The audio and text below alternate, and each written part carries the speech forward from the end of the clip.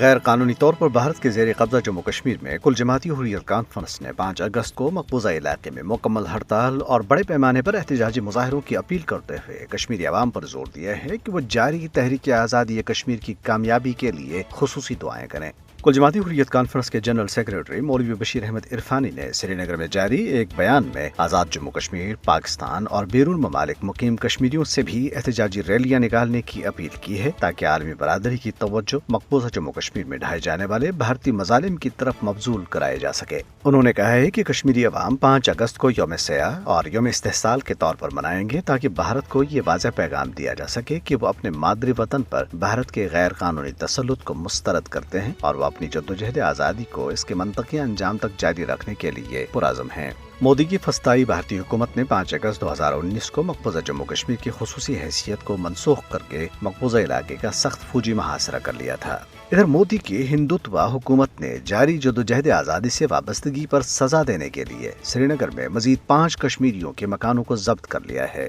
بھارتی قابض حکام پہلے ہی گزشتہ چند ماہ کے دوران متعدد کشمیریوں کی املاک کو ضبط کر چکے ہیں۔ مختلف ہیلے بہانوں سے املاک ضبط کرنے کے علاوہ بھارتی فوجی مقبوضہ جموں کشمیر میں پرتشدد فوجی کارروائیوں کے دوران کشمیریوں کو بے گھر کرنے کے لیے باقاعدگی سے رہائشی مکانوں کو تباہ کرتے ہیں۔ دوسری طرف مودی حکومت نے مقبوضہ جموں کشمیر کو بھارت کے رنگ میں رنگنے کے اپنے مضموم عزائم کے تحت 18 تعلیمی اداروں کو مقبوضہ علاقے میں مختلف حملوں میں ہلاک ہوئے بھارتی فوجی اہلکاروں سے منسوب کر لیا ہے۔ اس اقدام کا مقصد مقبوضہ جموں کشمیر کی مسلم اکثریتی شناخت کو ختم کرنا ہے۔ دریں اثنا بھارتی ریاست کرناٹکا کے ضلع منگلورو کے مضافاتی علاقے سورتکل میں ہندو انتہا پسندوں نے محمد افضل نامی ایک مسلمان نوجوان کو تیز دھار آلے سے وار کرتے ہوئے قتل کر دیا۔ اتر پردیش کے شہر قنوج کے ایک نجی اسکول کے 3 ہندو اساتذہ نے بھی ایک 15 سالہ مسلمان طالب علم کو کمرے میں بند کر کے تشدد کا نشانہ بنا کر قتل کر ڈالا۔ اسی ریاست کے ضلع علی گڑھ میں خود ساختہ اونچی ذات کے ہندوؤں نے کھیتوں میں آبپاشی کے ایک تنازع پر ایک 38 سالہ دلت خاتون کو برہنہ کرنے کی کوشش کی۔